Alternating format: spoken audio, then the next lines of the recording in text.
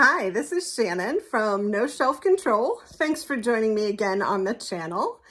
As we had talked about in my last video, I found 22 books that were published in February that I think are worth my attention and yours, and made the previous video on the first 11. So I wanted to finish up that effort and introduce you to the second 11 books that I found to make up the full 22 for February. So let's get started with that. So the first book I want to talk about is Immortality by Dana Schwartz. You may know this book and or this author because of Anatomy, a Love Story. That was the first book in the series. This is the second. I'll tell you a little secret about me. I would never read a second book without reading the first one first. I don't know why, it's just the way I am. But this one sounded so good that I was willing to take on two books to get it done. So I will, if I decide to take this one on, go back and read Anatomy first and then read this one, Immortality. You'll notice that the cover is probably familiar. The Anatomy cover was very similar. What's interesting about this one, and I don't know if it's intentional or not, is that the dress almost looks like the folds of a brain. That's what I see. I don't know if that's what you see or not, and I don't know if that's what we're supposed to see, but that's what's there for me. So I thought I'd point that out. Immortality by Dana Schwartz, published February 28th, 2023 by Wednesday Books, and it's 374 pages. Okay, here's what we know about this one. Hazel Sinnett is alone and half convinced the events of the year before, the Immortality, Beecham's vial, were a figment of her imagination. She doesn't even know whether Jack is alive or dead. All she can really do now is treat patients and maintain Hawthornton Castle as it starts to decay around her. When saving a life leads to her arrest, Hazel seems doomed to rot in prison until a message intervenes. She has been specifically requested to be the personal physician of Princess Charlotte, the sickly daughter of King George IV. Soon, Hazel is dragged into the glamour and romance of a court where everyone has something to hide, especially the enigmatic, brilliant members of a social club known as the Companions to the Death. As Hazel's work entangles her more and more with the British court, she realizes that her own future as a surgeon isn't the only thing at stake. Malicious forces are at work in the monarchy, and Hazel may be the only one capable of setting things right. Immortality, a Love Story, is the eagerly anticipated sequel to Dana Schwartz's best-selling Gothic romance, Anatomy, a Love Story. So the second one on my list today, or number 13 overall, is Enchantment, Awakening Wonder in an Anxious Age by Katherine May. Now, you may recognize Katherine May's name, or you may recognize the cover because it's very similar to the book that she wrote called Wintering, which I have not read yet, but has been recommended to me a couple of times. But I read about this one, and also it is blurbed by Anne Lamott. And pretty much I would go stand on my head in the corner if Anne Lamott told me to do so. So that Anne Lamott blurbed this book is all I needed to know. Anne Lamott says, a beautiful offering of light, truth, and charm. Okay, so Enchantment was published February 28th, 2023 by Riverhead Books. It's 224 pages and it's by Katherine May. And here's what you need to know about Enchantment. From the New York Times best-selling author of Wintering, an invitation to rediscover the feelings of awe and wonder available to us all. Many of us feel trapped in a grind of constant change. Rolling news cycles, the chatter of social media, our families split along partisan lines. We feel fearful and tired, on edge in our bodies, not quite knowing what has us perpetually depleted. For Katherine May, this low hum of fatigue and anxiety made her wonder what she was missing. Could there be a different way to relate to the world? One that would allow her to feel more rested and at ease, even as seismic changes unfold on the planet? Might there be a way for all of us to move through life with curiosity and tenderness, sensitized to the subtle magic all around us? In Enchantment, May invites the reader to come with her on a journey to reawaken our innate sense of wonder and awe. With humor, candor, and warmth, she shares stories of her own struggles with work, family, and the after effects of pandemic, particularly feelings of overwhelm as the world rushes to reopen. Craving a different way to live, May begins to explore the restorative properties of the natural world, moving through the elements of earth, water, fire, and air, and identifying the quiet traces of magic that can be found only when we look for them. Through deliberate attention and ritual, she unearths the potency and nourishment that comes from quiet reconnection with our immediate environment. Blending lyricism and storytelling, sensitivity and empathy, Enchantment invites each of us to open the door to human experience in all its sensual complexity and to find the beauty waiting for us there. Now, this is the kind of nonfiction that I really love. Storytelling that sort of gives a message, educates, helps, a person move through life. I really, really enjoy this kind of nonfiction. So I am hopeful that it lives up to what I have heard about it. Maybe I should read Wintering first. We'll see. I know that they're not like a series, but it does seem that, they come one right after the other. So me being me, maybe I'll need to read Wintering first, but we'll see what happens. I am excited about what this one has to say. Next up, number 3, The Librarian of Burned Books by Brianna Labusquez. Maybe Labusquez. So this is a novel, and it was published February 21st, 2023 by William Morrow and Company. It's 416 pages. The Librarian of Burned Books. And you can see the Eiffel Tower out here and this cool library setting with the woman looking out the window. If nothing else, the cover itself intrigued me. So wait till you hear the synopsis. For fans of the Rose Code and the Paris Library, The Librarian of Burned Books is a captivating World War II era novel about the intertwined fates of 3 women who believe in the power of books to triumph over the very darkest moments of war. Berlin, 1933. Following the success of her debut novel, American writer Althea James receives an invitation from Joseph Goebbels himself to participate in a cultural exchange program in Germany. For a girl from a small town in Maine, 1933 Berlin seems to be sparklingly cosmopolitan, blossoming in the midst of a great change with the charismatic new chancellor at the helm. Then Althea meets a beautiful woman who promises to show her the real Berlin, and soon she's drawn into a group of resistors who make her question everything she knows about her hosts and herself. Paris, 1936. She may have escaped Berlin for Paris, but Hannah Brecht discovers the City of Light is no refuge from the anti-Semitism and Nazi sympathizers she thought she left behind. Heartbroken and tormented by the role she played in the betrayal that destroyed her family, Hannah throws herself into her work at the German Library of Burned Books. Through the quiet power of books, she believes she can help counter the tide of fascism she sees rising across Europe and atone for her mistakes. But when a dear friend decides actions will speak louder than words, Hannah must decide what story she is willing to live or die for. New York, 1944.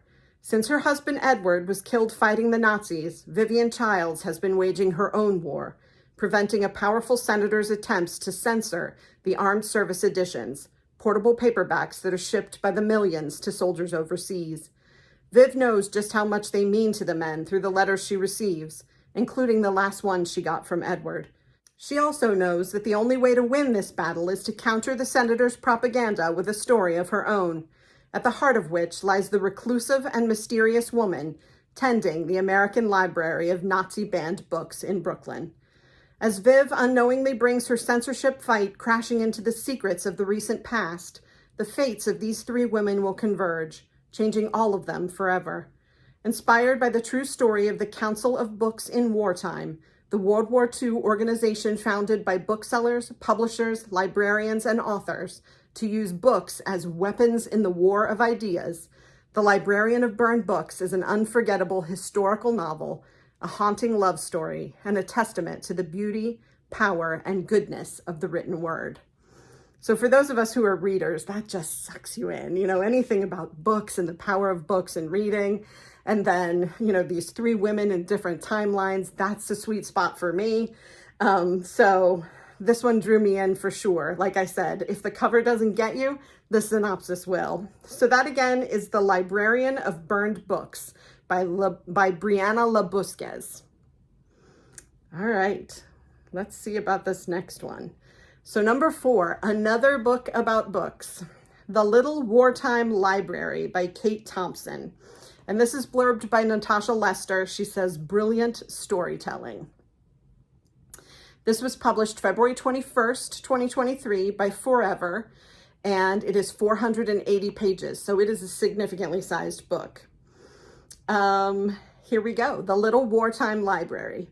An uplifting and inspiring novel based on the true story of a librarian who created an underground shelter during World War II, perfect for readers of the Paris Library or the Last Bookshop in London. London, 1944. Clara Button is no ordinary librarian.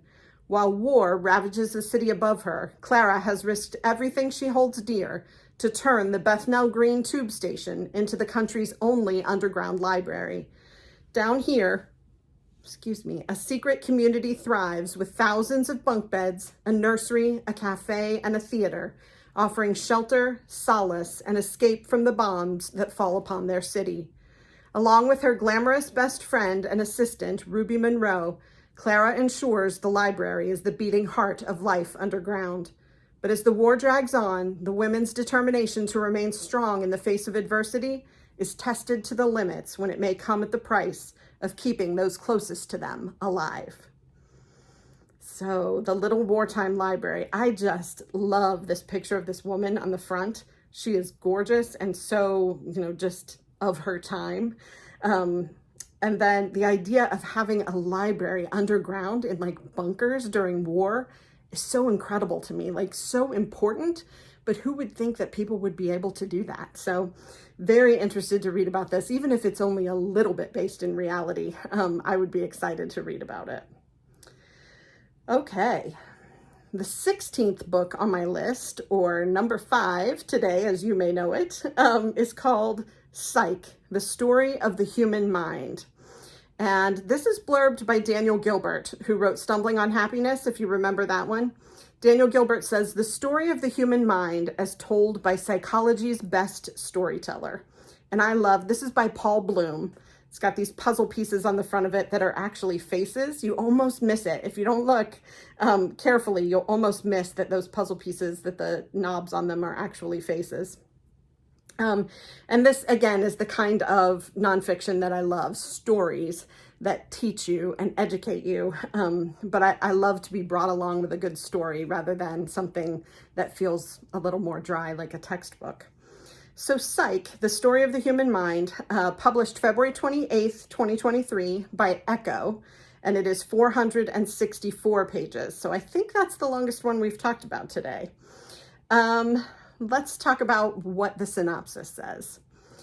A next big idea club must read.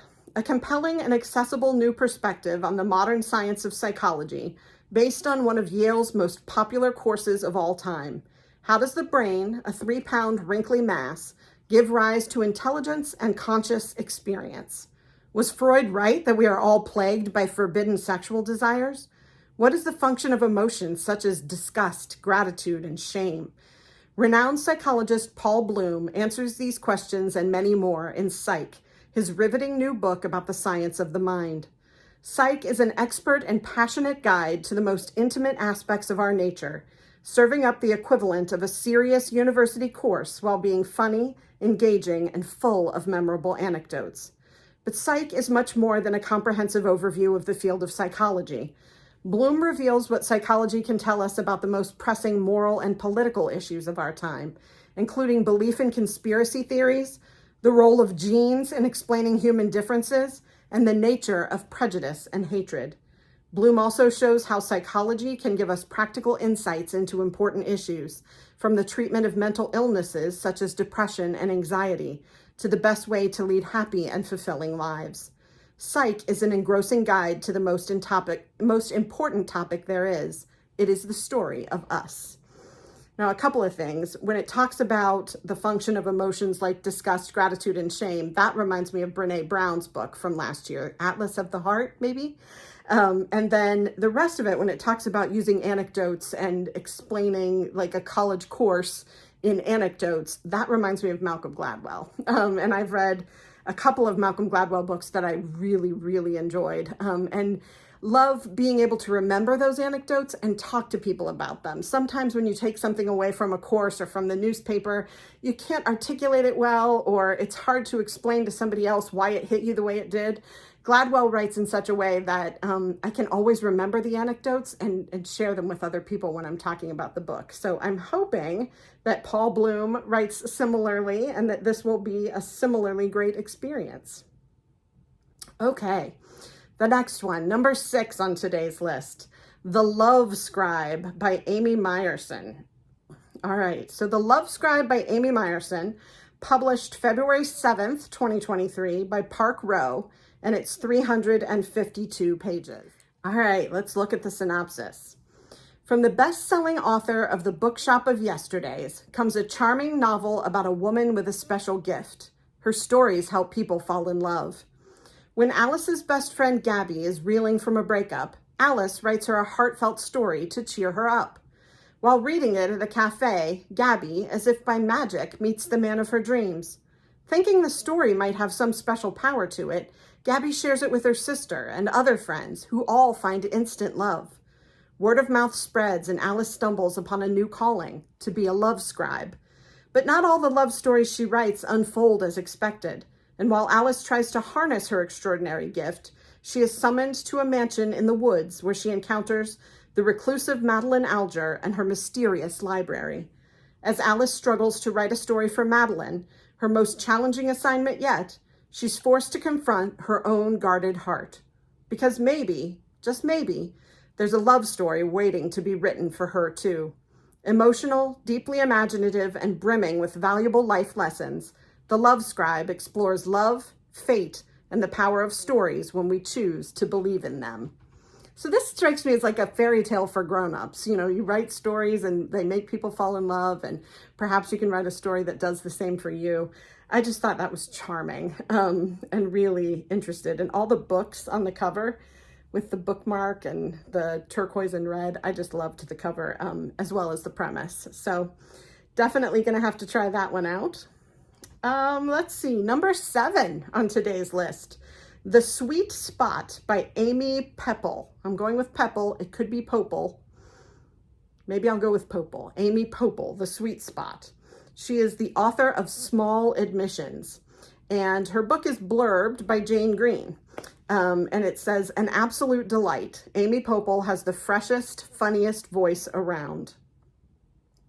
This is The Sweet Spot. It was published actually at the very end of January, but I let it sneak into my list. January 31st, 2023, and it was published by Atria Emily Bessler Books. It's 400 pages. And here is the synopsis. A wise and joyful novel that celebrates love, hate, and all of the glorious absurdity in between. In the heart of Greenwich Village, 3 women form an accidental sorority when a baby, belonging to exactly none of them, lands on their collective doorstep. Lauren and her family, lucky bastards, have been granted the use of a spectacular brownstone, teeming with history and dizzyingly unattractive 70s wallpaper. Adding to the home's bohemian, grungy splendor is the bar occupying the basement, a mostly beloved dive called The Sweet Spot. Within days of moving in, Lauren discovers that she has already made an enemy in the neighborhood by inadvertently sparking the divorce of a couple she's never actually met.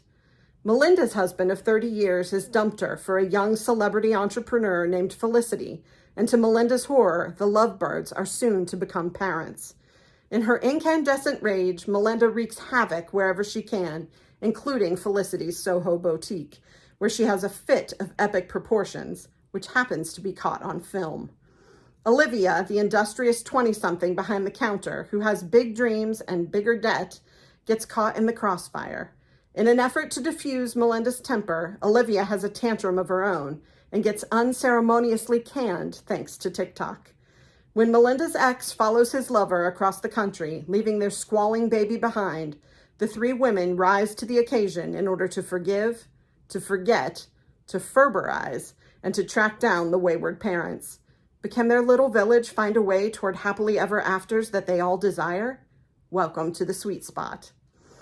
Now, there's a lot going on there, but I'm hoping that it's funny. It seems like there's going to be some wit and whimsy there, but also just a lot going on between all of the women and their different sort of modern problems with social media and the drama that connects them all. I'm really curious to see how that one plays out. A little bit of a lighter book, in my opinion, than some of the ones we've talked about, but there are definitely times when I'm down for that. So The Sweet Spot by Amy Pepple. Number 8 today, Codename Sapphire by Pam Jenoff. Probably have heard Pam Jenoff's name. If not, the cover probably gives it away. She wrote The Lost Girls of Paris. This one is called Codename Sapphire. You can see the sapphire, the brilliant blue in this woman's coat, and the planes flying overhead. You see the shadows of those. Let's see, what do we know about this book? It was published February 7th, 2023 by Park Row, and it's 368 pages. Here's what I know about it.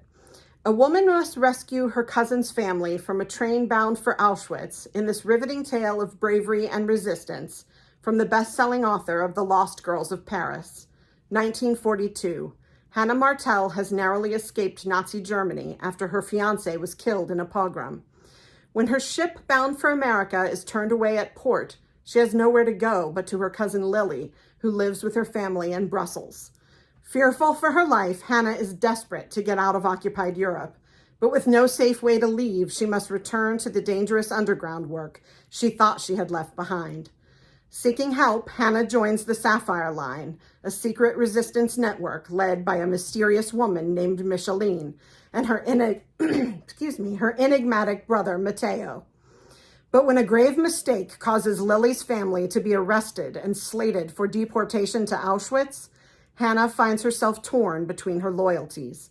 How much is Hannah willing to sacrifice to save the people she loves? Inspired by incredible true stories of courage and sacrifice, Codename Sapphire is a powerful novel about love, family, and the unshakable resilience of women, even in the hardest of times. So I fell in love with this synopsis because it's based on true stories. She's sort of taken a bunch of true stories and used them to build this story, and I love that. I think that's great. Also that it's focused on women and sort of female power during this time in World War II. I know that we have numerous books that have focused on that lately, but this one really spoke to me. So curious to check out Codename Sapphire by Pam Jenoff. All right, number 9. This is another one in a series where I would have to go back and read 2 books to get to this one because I will not read them out of order. I have read a little bit of the first book in this series and really enjoyed it. I don't know why I didn't finish it. I'm just so distractible sometimes. But this is called Maureen. It's a Harold Fry novel. So if you're familiar with the Harold Fry series, this is the 3rd in that series by Rachel Joyce. It's called Maureen Fry and the Angel of the North was the original title, and now it's just Maureen. It was published February 7th, 2023 by Dial Press, and it's 192 pages, so I'm sure it's a quick read. I know that Harold Fry that I started, the first one, was a pretty quick read, and I was getting through it quickly. I just don't know why I didn't finish it. So here we go. From the best-selling author of The Unlikely Pilgrimage of Harold Fry comes a moving novel told from the point of view of Harold's wife, Maureen. Now undertaking her own journey, Maureen will discover a way to reconnect with the world she's closed a door on. Maureen Fry has settled into the quiet life she shares with her husband after his iconic walk across England 10 years ago. When an unexpected message from the north disturbs her equilibrium again, it is now her turn to make a journey. But Maureen is not like Harold. By turns outspoken, then vulnerable, she struggles to form bonds with the people she meets, and the landscape she crosses has radically changed. And Maureen has no sense of what she will find at the end of the road. All she knows is she has to get there. Maureen is a deeply felt, lyrical, and powerful novel full of warmth and kindness about love, loss, and how we come to terms with the past in order to better understand ourselves and our lives a little better. While it does stand alone, it is also the extraordinarily moving finale to a trilogy that began with the phenomenal bestseller, The Unlikely Pilgrimage of Harold Fry, and continued in The Love Song of Miss Queenie Hennessy. What was started by Harold, only Maureen can complete. How can you resist that? I've heard amazing things about Harold Fry. I enjoyed the parts of it that I read. I've got to finish that, and then I have to read the Queenie book and then the Maureen book. So, that kind of pilgrimage, the age of the characters is really appealing to me. So I will add 3 more books to my TBR in order to be able to read this one, but I'm willing to do it. All right, number 10, The Theory of Not Quite Everything by Carrie Nauda. Maybe Nauda? G-N-O-D-D-E. Nauda, not sure. But it's The Theory of Not Quite Everything, and it has square root symbols and, parentheses. Definitely something about math going on here. It was published February 28th, 23 by Harper Paperbacks, and it's 368 pages. So what do we know about this one? The Theory of Not Quite Everything.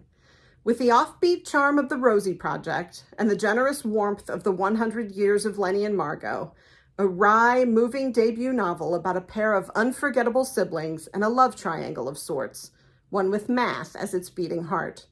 One of Cosmopolitan's best books of 2023, meet Art and Mimi Brotherton. Devoted siblings and housemates, they're bound together by the tragic death of their parents. Mathematical genius Art relies on logic, while Mimi prefers to follow her heart. When Mimi decides she needs more from life than dutifully tending to her brilliant brother, she asks for his help to find love. Art agrees, but on one condition, that she find her soulmate using a strict mathematical principle. Things seem promising until Mimi meets Frank, a romantic, spontaneous stargazer who's also a mathematician. Despite Mimi's obvious affection for the quirky Frank, Art is wary of him from the very first encounter. As Art's mistrust of Frank grows, so do Mimi's feelings, and the siblings' relationship is brought to a breaking point. Something about Frank doesn't quite add up, and only Art can see it. The Theory of Not Quite Everything is a tender, intelligent, and uplifting novel about brothers and sisters, true love in all its forms, and how the answers to life's biggest questions follow a logic of their own. So that just strikes me as really sweet. I did enjoy The Rosie Project. I read it years ago, but this offbeat mathematician and sister kind of combination is appealing to me. The idea that he thinks he can help her find love through math is intriguing. So we have to give this one a go. Just because, I think it should be a good romp. The next one I have on the list, the last one I have on the list for today, number 11 and number 22 overall for February, is called Go as a River. And it is blurbed by Bonnie Garmus as completely unforgettable. So this is Go as a River, a novel by Shelley Reed. And you can see there's a peach here on the front, and there's a woman that you can see reflected in that peach if you look carefully. So that was published February 28th, 2023 by Spiegel and Grau, and it's 320 pages. Here's what I know about Go as a River. Victoria Nash is just a teenager in the 1940s, but she runs the household on her family's peach farm in the ranch town of Iola, Colorado, the sole surviving female in a family of troubled men. Wilson Moon is a young drifter with a mysterious past, displaced from his tribal land in the Four Corners region, who wants to believe one place is just like another. When Victoria encounters Will on a street corner, their unexpected connection ignites as much passion as danger and as many revelations as secrets. Victoria flees into the beautiful but harsh wilderness of the nearby mountains when tragedy strikes. Living in a small hut, she struggles to survive in the unforgiving conditions with no clear notion of what her future will be. What happens afterwards is her quest to regain all that she has lost, even as the Gunnison River rises to submerge her homeland and the only life she has ever known. Go as a River is a story of love and loss, but also of finding home, family, resilience, and love where least expected. I don't know why, but something about this, it really, there's no true connection, but something about this brings up Where the Crawdads Sing kind of vibe for me. I'm not sure why, but that's the vibe I get when I read the synopsis. So I was really interested in this one, sort of a resilient woman, you know, against the elements and against society, and, you know, a young woman in the 1940s. So very interested to dig into that one. That is the 22nd book that I have picked out that was published in February that I really want to read and wanted to bring to you. So I hope over the course of these two videos you found something that appeals to you. If you enjoyed this video, please like and subscribe. It helps me a great deal, and I love being able to come back and make more videos for you. I will be back soon with a long list of books that are being published in March that I can't wait to get my hands on, and the Tournament of Books starts next week. So we will be talking every day about which books win in their playoff rounds and where the tournament is going to go. So I hope you'll come back for that, and I will talk to you soon. Thanks.